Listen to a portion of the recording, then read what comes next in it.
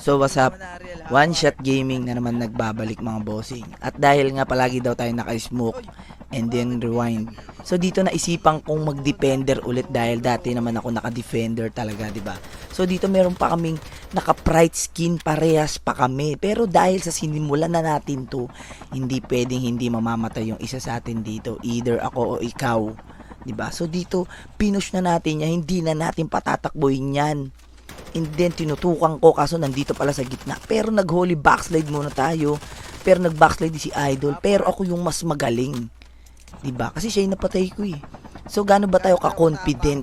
'Di ba? Kita nyo kahit sasabog na yung chopper ginagamit natin. Ganun tayo ka-confident. Ganun kalakas yung loob natin. Binababaan natin kahit isang squad, 'di ba? So dito tinutukan ko na agad. Merong nagpapanggap sa puno kaya tinuluyan ko na yan. So dito may nag-push, buti na lang nakita ko sa indicator ko. Kung hindi, tayo yung naborloloy doon, 'di ba? So dito nagpo-push na sila and then nagulat na naman ako, meron pang isa. Kaya binigwasan ko na agad 'yan.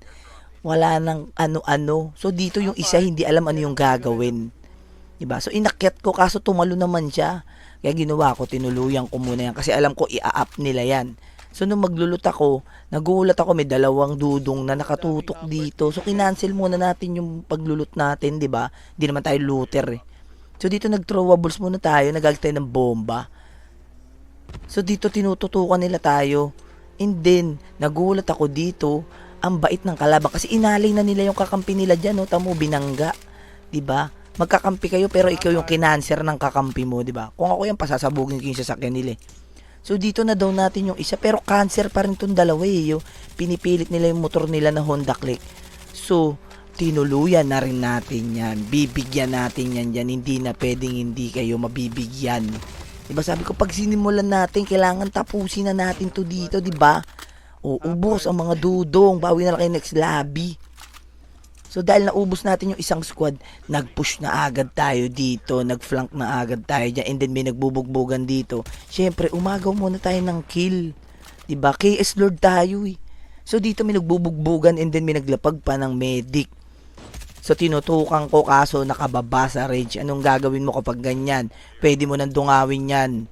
Kasi mapiprikil mo yan dyan katulad nyan, di ba? Hindi niya alam, tinutukan ko na agad. So dinaw na natin yan, binigyan na agad. Diba? So dito habang nagpupush tayo dito, habang nagtitricks tayo dito, meron tayong nadaanang ditong borloloy. Diba? Nagpapanggap dito na linta. Oh, nagulat tayo, diba? Tignan nyo, cancer, binabaril tayo ng one tap pero ang layo natin. So dito nabarag niya ako.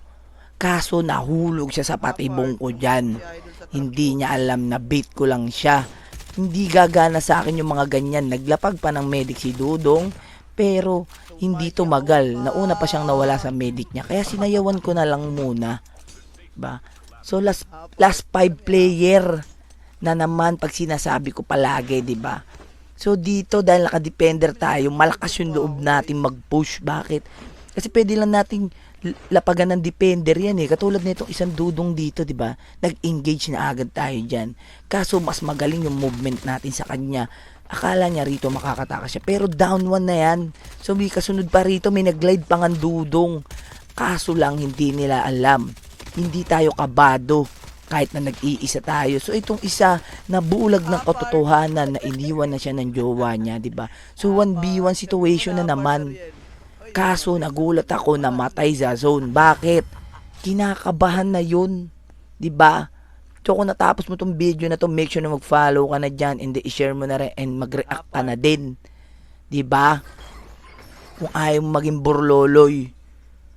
So everyday may live tayo sa TikTok, One Shot Gaming.